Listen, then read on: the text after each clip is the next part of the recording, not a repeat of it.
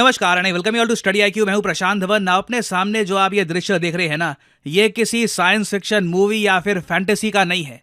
ये दृश्य पूरी दुनिया के सामने आया था 4500 साल पहले। जी हाँ, 4500 ईयर्स अगो जब पिरामिड्स इनिशियली बने थे इजिप्ट में, तो ये ऐसे दिखते थे। ना सिर्फ ये भीमकाय थे, इन पर बहुत ही सुंदर लाइमस्टोन चढ़ा हुआ था और कुछ हिस्टोरियंस तो ये भी कहते हैं कि इन पिरामिड्स के टॉप पर एक मेटालिक प्लेट भी थी। ना ऑब्वियसली 4500 सालों में बहुत कुछ बदलता है और आज के समय मॉडर्न डे जो पिरामिड्स हैं ये कुछ ऐसे दिखते हैं। मगर फिर भी आप एक बात नोट करना, दुनिया में शायद ही कोई अजूबा होगा जो ह्यूमन इमेजिनेशन को इस तरीके से कैप्चर करता है जैसे इजिप्ट के पिरामिड करते हैं। ये कोई आम बात नहीं है कि एक ऐसा स्ट्रक्चर जो 4500 साल पहले बना था आज भी 7 वंडर्स ऑफ द वर्ल्ड में आता है, और ये अकेला अजूबा है जो एक एंशिएंट वंडर हुआ करता था। बाकी सब एंशिएंट वंडर्स डिस्ट्रॉय हो चुके हैं, वॉर में तबाह हो गए, भूकंप आ गया, सुनामी ले डूबी। बस the great pyramids of Egypt ये आज भी खड़े हैं। और सबसे ज्यादा माइंड बॉगलिंग बात यह है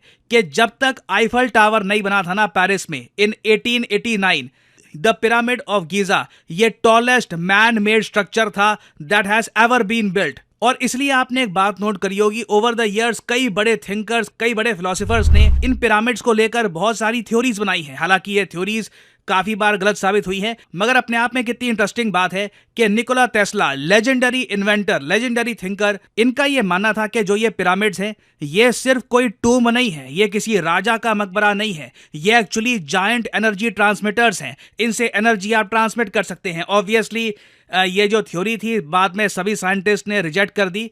कुछ पिरामिड्स में हमको ऐसा सबूत मिलता नहीं है कि उससे एनर्जी आप ट्रांसमिट कर सकते हैं या फिर एनर्जी से रिलेटेड कुछ वहां पे काम होता था। मगर इन पिरामिड्स को लेकर फैसिनेशन इतनी ज्यादा थी इन्वेंटर्स के माइंड में कि उनको भी लगा कि ये सिर्फ मकबरे तो नहीं हो सकते, definitely there is more to it.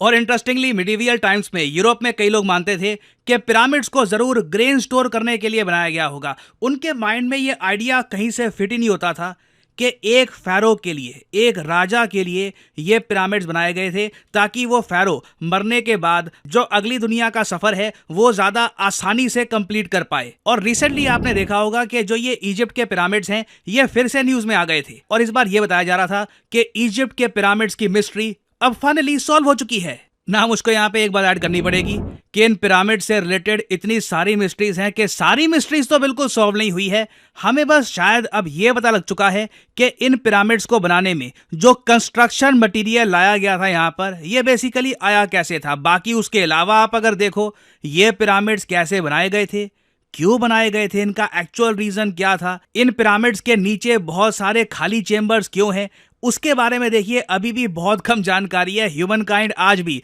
इस 4500 साल पुरानी मिस्ट्री को सॉल्व करने में लगा है। मगर मैं आपको ये बताता हूं बहुत ही सिंपल लैंग्वेज में कि कंस्ट्रक्शन मटेरियल को लेकर कि ये पिरामिड बेसिकली बने कैसे थे, इसको लेकर इतना कंफ्यूजन क्यों था ह्यूमन माइंड में बहुत लंबे समय तक। नाउ ये आपके सामने है मॉडर्न डे इजिप्ट का मैप। ऐसा नहीं है कि पूरे इजिप्ट में ही आपको बहुत सारे पिरामिड्स मिलेंगे। वैसे बताया जाता है कि जो टोटल पिरामिड्स पूरे इजिप्ट में है इनका नंबर 115 या 120 के आसपास हो सकता है। मगर इंटरेस्टिंग बात देखिए, ये सारे पिरामिड्स आपको मॉडर्न डे नाइल नदी के थोड़ा सा पास मिलेंगे। यहाँ पे आप देख पाओगे, ये जो एरिया आप देख रहे हैं यहाँ पे ये सारे पिरामिड्स आपको मिलेंगे। बहुत सारे पिरामिड्स काफी छोटे भी हैं, ऐसा नहीं है कि सभी पिरामिड्स भीमकाय हैं। कई पिरामिड्स हैं इजिप्ट में जिनकी हाइट 40 मीटर 50 मीटर के आसपास है। और फिर जैसे जैसे आप नॉर्थ की तरफ जाओगे, जो कायरो कैपिटल है इजिप्ट की, उसके आसपास आप देखोगे वहां पे आपको मिलेंगे गीजा के पिरामिड्स। ये हैं सबसे जरा बड़े पिरामिड्स, जिनमें से एक pyramid the largest pyramid of Giza, इसकी हाइट बताई जाती है 146.7 मीटर्स। और यहाँ पे मुझको एक बात ऐड करनी पड़ेगी, आप अगर Guinness book of world records की वेबसाइट पे देखोगे तो वहां पर लिखा है कि जब इनिशियली इन पिरामिड्स को बनाया गया था, जब इनके बाहर खूबसूरत लाइमस्टोन भी लगा हुआ था, ऊपर एक मेटालिक कवर था, तब इनकी हाइट थी 146.7 मीटर्स। बाद में इन्वेडर्स आए, काफी तोड़ा फोड़ा गया इन पिरामिड्स को। ये भी कई हिस्टोरियंस कहते हैं कि नेपोलियन ने भी काफी डैमेज किया था इन पिरामिड्स को, तो उसकी वजह से इस सबसे बड़े पिरामिड की हाइट थोड़ी सी कम होकर 137.5 मीटर्स है, जो अपने आप में it is still very huge.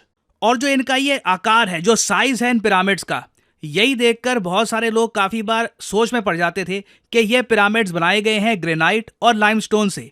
दोनों चीजें इस एरिया के जहां पर ये पिरामिड्स बनाए गए हैं उनके पास आपको मिलती नहीं है। तो कैसे ये रॉ मटेरियल लाए होंगे, किस तरीके से इनके ब्लॉक्स बनाए होंगे, एक के ऊपर एक इकट्ठा किया होगा, और ये पिरामिड्स बेसिकली बने कैसे, इसको लेकर बहुत बड़ी मिस्ट्री थी ना। एक बार को आप कह सकते हैं पिरामिड्स को बनाने में एंशिएंट इजिप्शियंस का बहुत ज़्यादा हार्ड वर्क गया होगा, इंजीनियरिंग स्किल्स होंगी, वो सब मान सकते हैं। बट अगेन क्वेश्चन यही रहता है कि जहां पर ये पिरामिड्स बने हैं ना, उससे आपको 900 किलोमीटर दूर जाना होगा, तब जाके आपको ग्रेनाइट की खदान मिलेगी।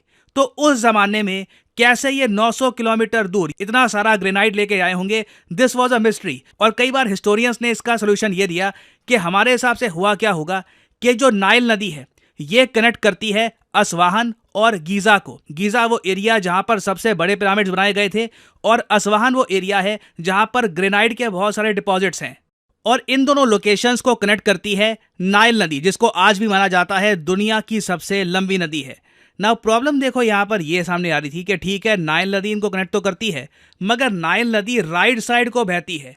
कहीं से भी ये समझ नहीं आ रहा था कि असवाहन से बहुत सारा ग्रेनाइट निकाल कर कैसे ये लोग गीजा, अबसुएर, दाशुर इन सब एरियाज में लाए होंगे। It simply did not make sense. मगर फाइनली एक डिस्कवरी हुई।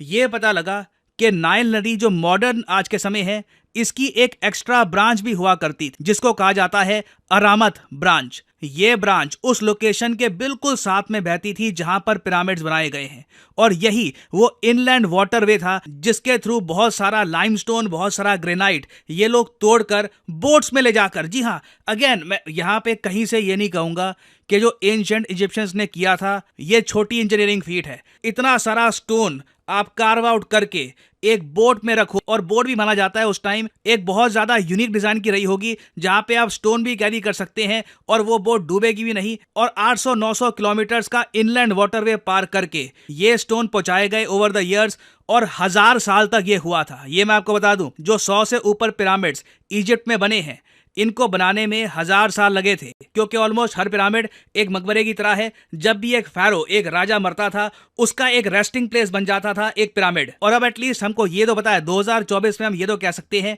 कि एक एंशिएंट नदी जाती थी जिसकी मदद से ये सारा रॉ मटेरियल्स इन पिरामिड्स तक पहुंचाया गया था।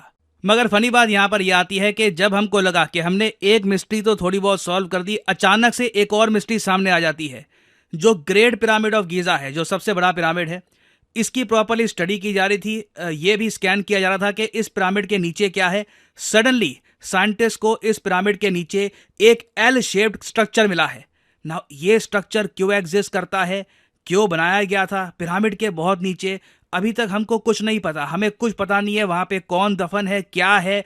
बेसिकली इसकी हिस्ट्री के बारे में आज भी आपको इतनी सारी थ्योरीज मिलेगी कि एक बार को आप उसमें जाओगे ना तो कई रातें, कई हफ्ते आप जा सकते हो बस पढ़ते हुए ही कि लोगों की क्या क्या थ्योरीज हैं इन पिरामिड्स के बारे में, ये क्यों बनाए गए थे, ये क्या सिंबलाइज करते हैं। और ह्यूमन हिस्ट्री में आप अगर देखो तो ये पिरामिड स्ट्रक्चर हमको दुनिया भर की कई सिविलाइजेशंस में क्यों दिखते हैं। For example modern day Mexico में भी आपको मिलेगा द पिरामिड ऑफ द सन, बिल्कुल एक पिरामिड शेप स्ट्रक्चर जो आज से कई सदियों पहले बनाया गया था।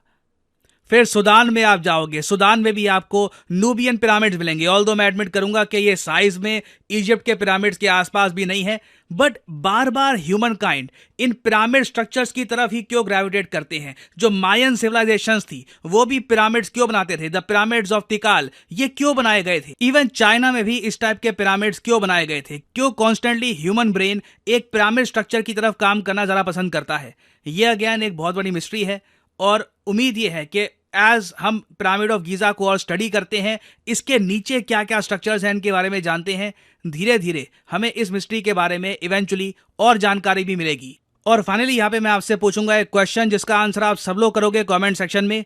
क्वेश्चन ये है कि नाइल नदी जिसके बारे में मैं बात कर रहा था इस वीडियो में, नाइल नदी आज के समय कितने कंट्री से होकर गुजरती है। ये है यहाँ पे आपकी ऑप्शंस, 20 देश, 2 देश, 11 देश या फिर 55 देश।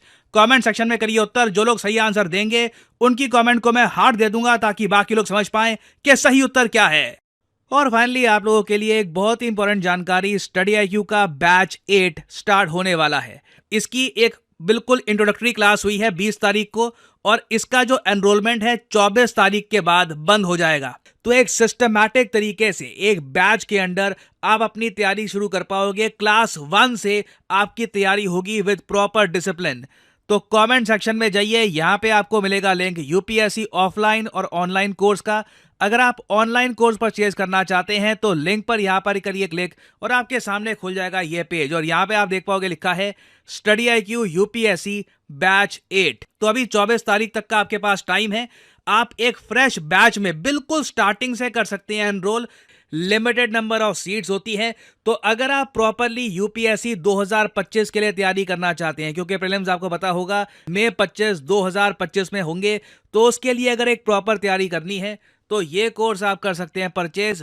वैलिडिटी होगी इसकी 30 महीने की। इस कोर्स में आपका प्रीलिम्स, मेंस, इंटरव्यू तीनों पार्ट्स को प्रॉपर्ली कवर किया जाता है। 1-to-1 मेंटरशिप आपको मिलेगी। उसके अलावा फिजिकल बुक्स भेजी जाएंगी आपके घर में। और ये जो प्राइस यहां पर लिखा है, you do not have to pay this price. Simply यहां पर कोड डालिए PD10 और प्राइसेस गिरना स्टार्ट हो जाएंगे। 1000 रुपए से भी कम पर मंथ पे करके आप घर बैठ के प्रॉपरली यूपीएससी एग्जाम की तैयारी कर सकते हैं with study IQs live classes. तो जो ये P2I बैच है, याद रखिएगा ये डेट 24 तारीख तक का आपके पास टाइम है। उससे पहले आप इसको परचेज करके एक प्रॉपर डायरेक्शन के साथ अपने यूपीएससी एग्जाम की एक तैयारी स्टार्ट कर सकते हैं। So use the code PD10 and save money. और इसी नोट के साथ ये है वीडियो का अंत। Thank you for listening and as I always say, may the gods watch over you.